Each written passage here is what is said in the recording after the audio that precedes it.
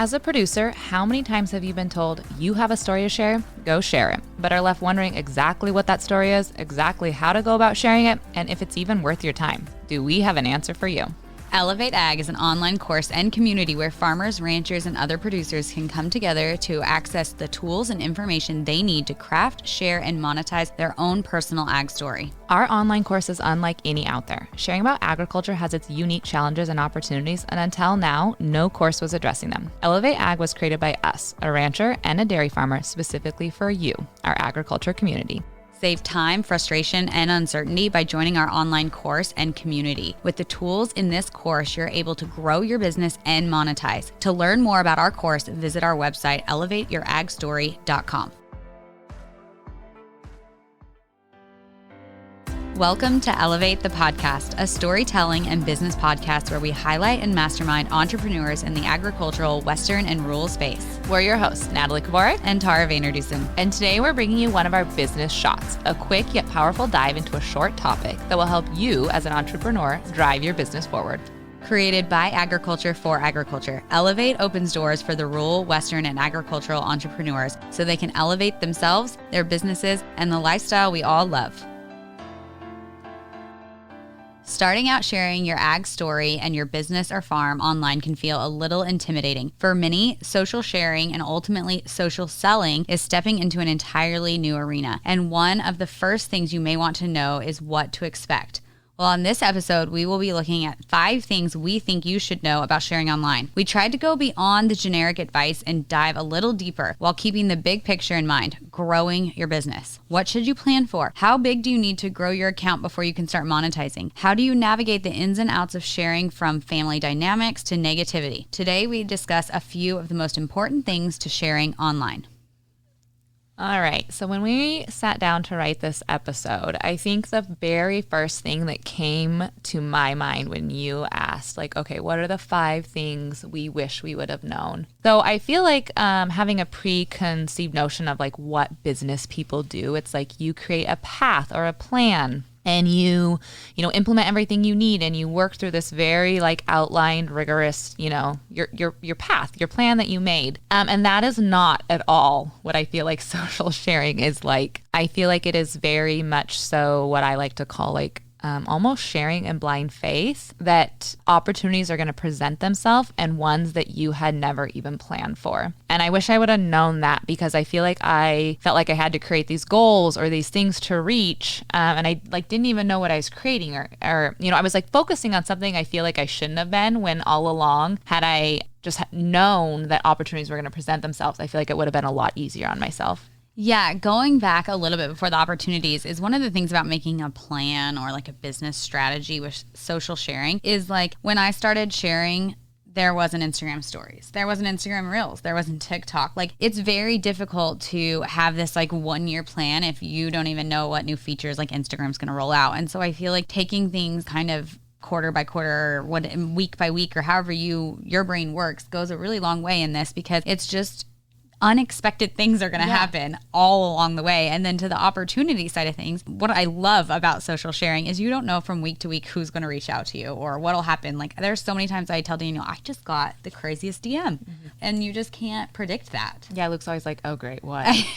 Daniel's like, I can't keep up with what last week's was. What's this week's? But no, I really think that people spend too much time not obsessing, but stressing over what am I going to make this page be, or what am I going to, have the outcome of this be. And it's like, I feel like that's just really wasted energy. Like if you're doing your due diligence to, create a community and share openly and authentically and all of those things, like really amazing opportunities are going to present themselves. So I wish I personally had it. And I wish I could tell other people who are starting this journey, like don't put so much energy on creating or focusing on an end goal, because you may be working to that end goal, but like 15 other paths are going to pop up and present themselves to you. Yeah, and life takes you in different directions. So there was a point on my page where I shared a lot more about motherhood, and I think you're sharing a lot about motherhood. Now, both of my kids are in school quite a few days a week, so it's changed for me. Like, I don't have my kids at home every day, so I'm not sharing with you what me and my 2-year-old are doing, or I'm not sharing with you how I'm transitioning my 1-year-old to cow's milk. That's just not happening anymore. Who's sharing that? Yeah, I was. That was important for me, my platform in that moment. Okay, New Mexico Milkmaid. But it is like you're in different phases of your life constantly. And so planning it out too far in ahead is just, it doesn't make sense always. Okay, so let's go to the next one, which is the good old follower count. Follower count is not everything. We say this a lot. Yeah. But I think it's worth saying at least once more. You do not have to have a big following to be successful in sharing.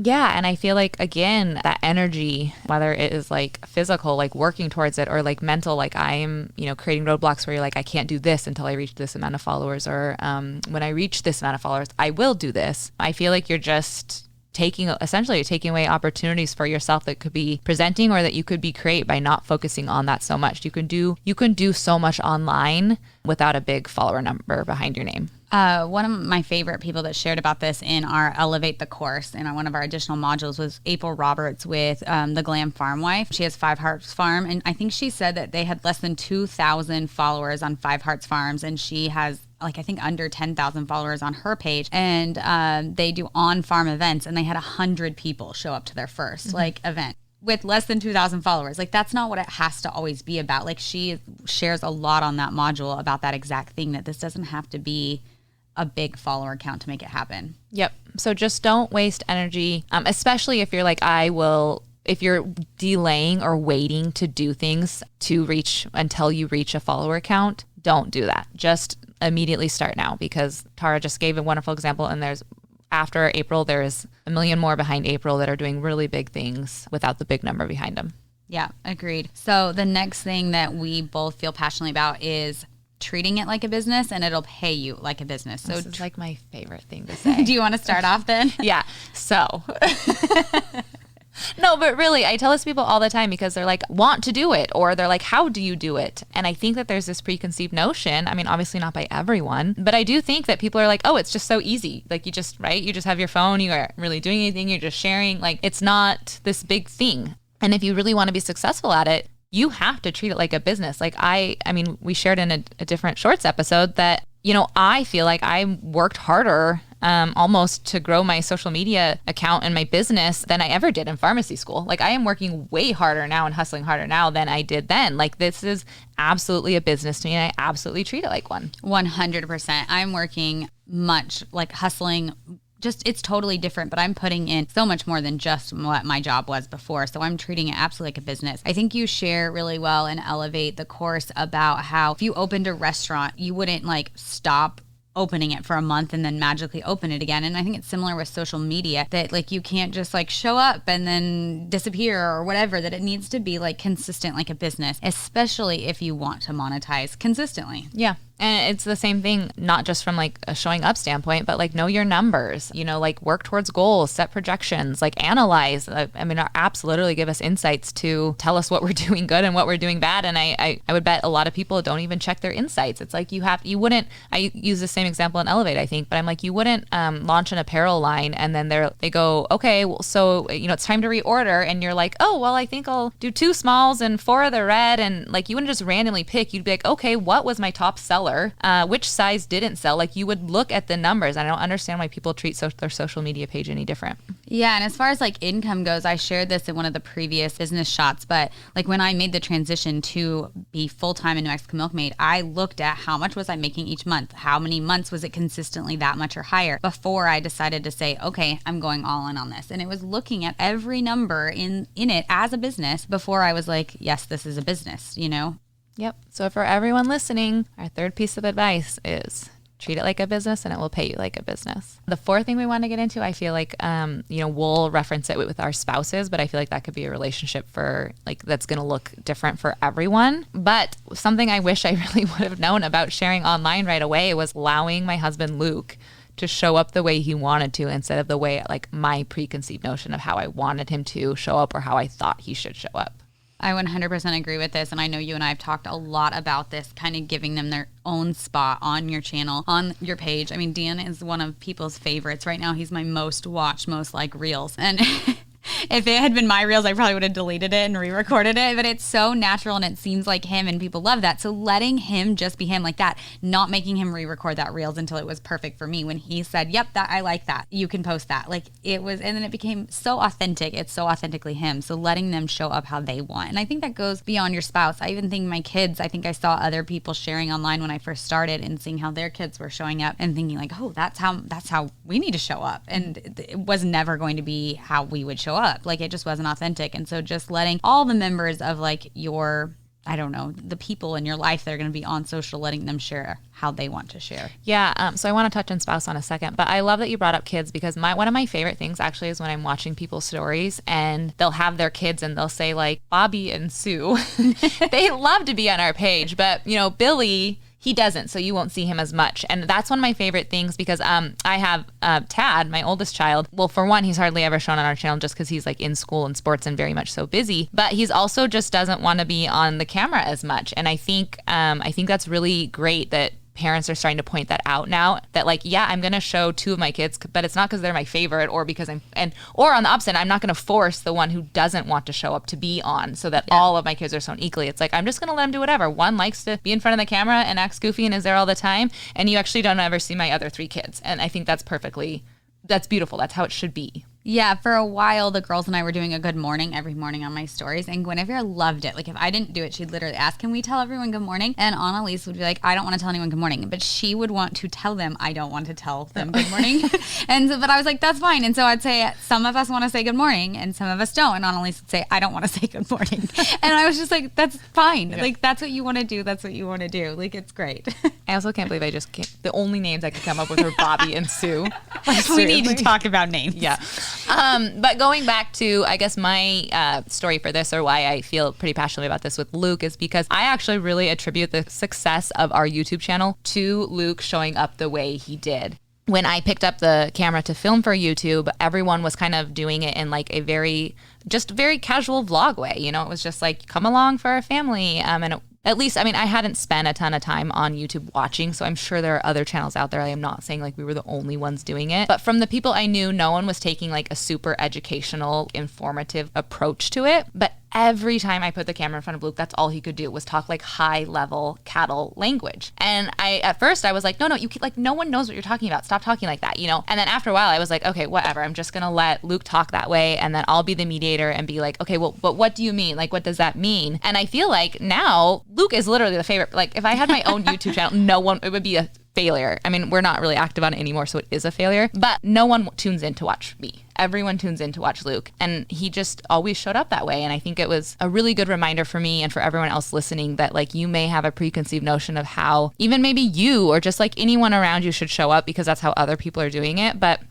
our competitive advantage online is ourselves because we're doing something that no one else can do. So the more you can just have that like freedom and liberty to let people show up how they want to, it's actually your competitive advantage. It's going to propel you forward quicker. Yeah, two things on that. Don't feel bad. My favorite character on my stories is my mother. So, but your mother is adorable. Yeah, everyone loves her. And the other thing is I think remember to be authentic in your relationships too. Like Daniel and I give each other a pretty hard time. It's actually like our families are like, gosh, do you guys even like each other? That's just how we interact. And I felt like online I was kind of like hiding that. And then when I lean into that and share us kind of like bantering back and forth, people really like it. And so just be authentic in your relationship with people. Yep. Same here. I've always told people that like humor is a big part of mine and Luke's relationship and the way we show up. I'm like, that's just how we interact. Like we're just always either laughing at each other or with each other. Like that's just part of our relationship. Okay. Lastly, negativity.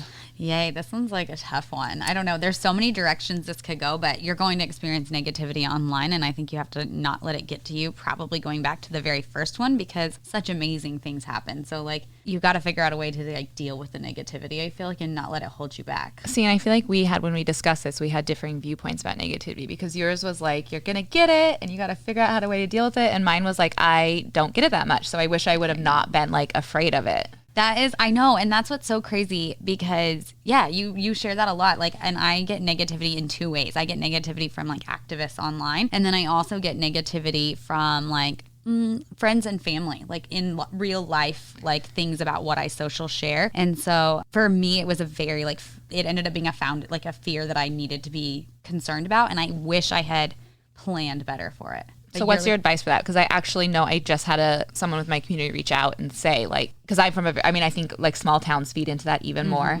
And so she was like, do you deal with this at all? And again, I was like, well, I don't know, maybe. I don't know. Yeah. I don't know, but I mean, I'm sure, but not to the extent that like it was coming to me and presented the way it was to her and to you. So I feel like if you maybe had a piece of advice for that. So as far as like activists and things like that, like negative like comments online from like trolls, I block and delete and pretty much move on, or just at this point like ignore completely and move on. Sometimes if I'm feeling salty, I'll get in there just for fun and have some interesting conversations, but for the most part, I block and delete. For in real life situations, it's actually, I feel terrible saying this, but Dan actually gets a lot of the negativity. People making comments about like, saw what your wife was doing today and, saw that you were doing this and just like, oh, are you like doing this for the gram? And like a lot of things like that. And some of it's joking and some of it's fine. And he's gotten actually really good at responding and being like, well, it's my wife's business, so I'm going to support her. And like that, honestly, like he has like 2 lines that shut it down. So I feel like that kind of wraps it up for negativity for me. And those are kind of our biggest 5 takeaways and how we work through all of them. So if you could pick one out of the 5, which one would it be? Unexpected opportunities and how amazing. I was going to choose. I'm sorry, but it's true. Okay, fine. I'll pick the treat it like a business and I'll pay you like a business. Yeah, that should, you do like preach that. I know, but I really believe in just, I don't know. It's just crazy, the opportunities that present themselves. Everything I'm doing right now in my business, had you told me even a few months ago that I would be doing it, I'd be like, no, you're wrong. Yeah, you use a word that it's my favorite word you use is serendipitous. And it is I use it now all the time, and it just describes so well. It can be so serendipitous, the opportunities that present themselves. Thank you so much for listening to the show this week. If you love these quick bites of business information as much as we do, we would appreciate it if you would screenshot and share today's episode to your social pages and/or subscribe, as well as leave us a review. Who knows, we may just read yours on the air. You can find more about Elevate the Podcast and our online course at our website, elevateyouragstory.com. And if you want to follow us on our personal pages, you can find us on Instagram at Natalie Kavorik and at Tara Vanderdusen. Thanks again for listening, and see you next week.